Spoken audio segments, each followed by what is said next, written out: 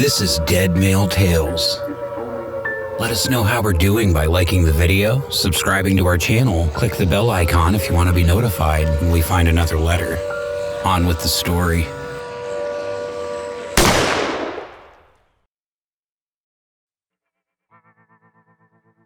My dearest Samantha, 47 days since everything went to hell. 47 days of desperately desiring to see you walk through the front door and into my arms.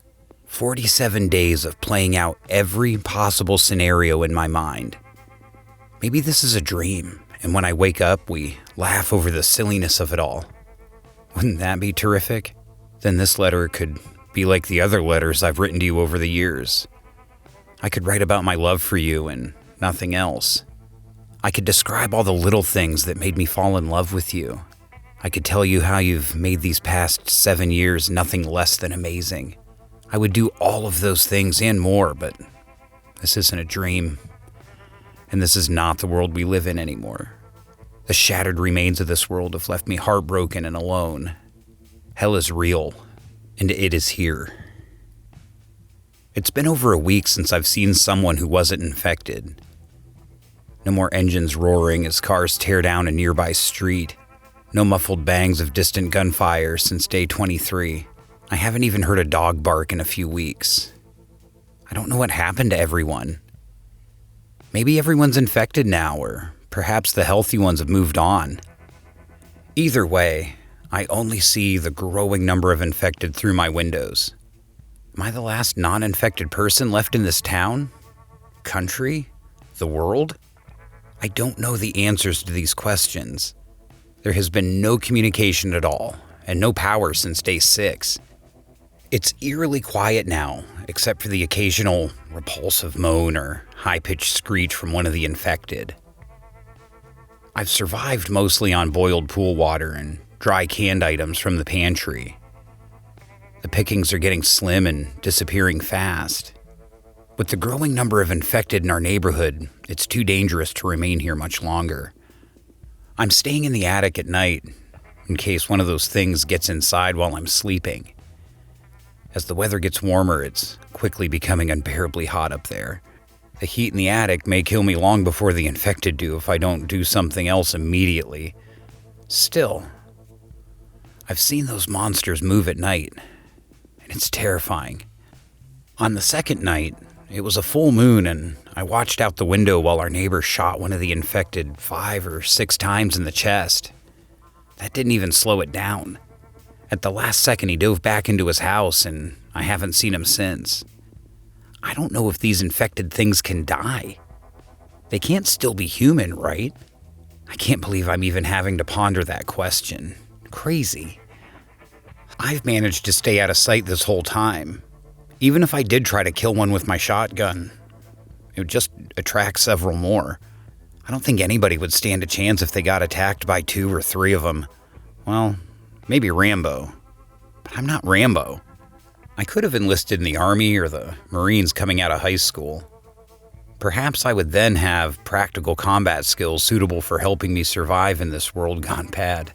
The few years I spent in the Navy certainly didn't prepare me for anything like this. I used a gun more times before I was 10 than I did in the Navy. Lucky for me, you can't walk in Alabama without tripping over a gun.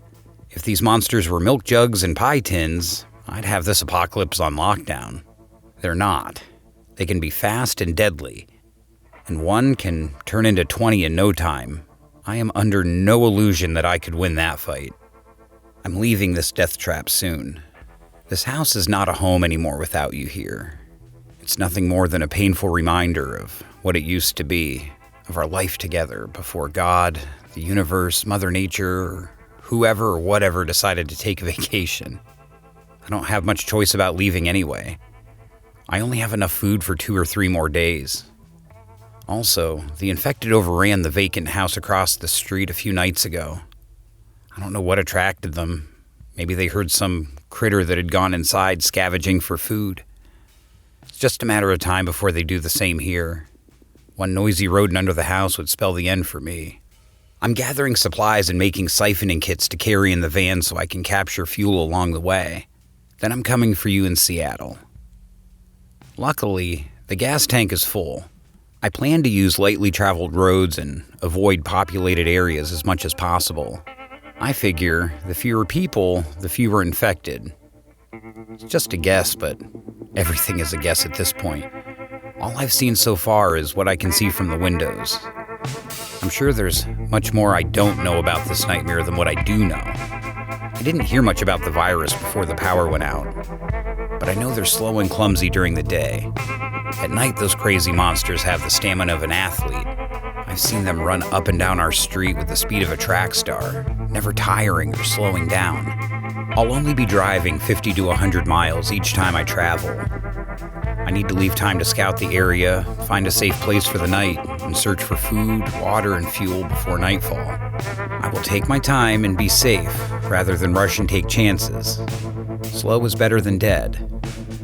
I can hear your sweet but impassioned voice imploring me to be cautious. Even when I hear your distressed voice only in my head, I want to reassure you and make you feel better. I'll leave one of these letters at each stop along the way, detailing where I'm going next. I'll mark each stop with a spray-painted smiley face, like the one on your Nirvana refrigerator magnet. I still remember that magnet being the first thing you placed in this house after you moved here.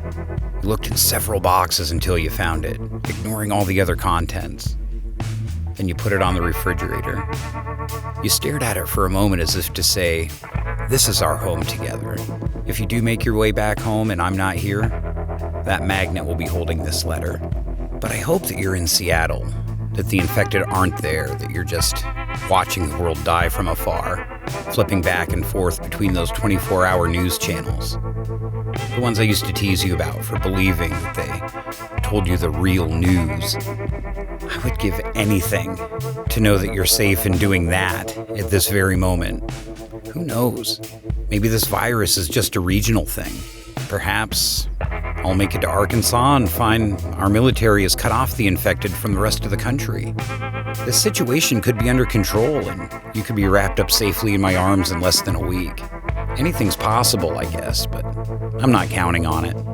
I'm expecting a long and dangerous journey. I cleaned out the van yesterday in preparation for this cross-country trek. It was still packed full of stuff from the last auction I attended before all of this happened.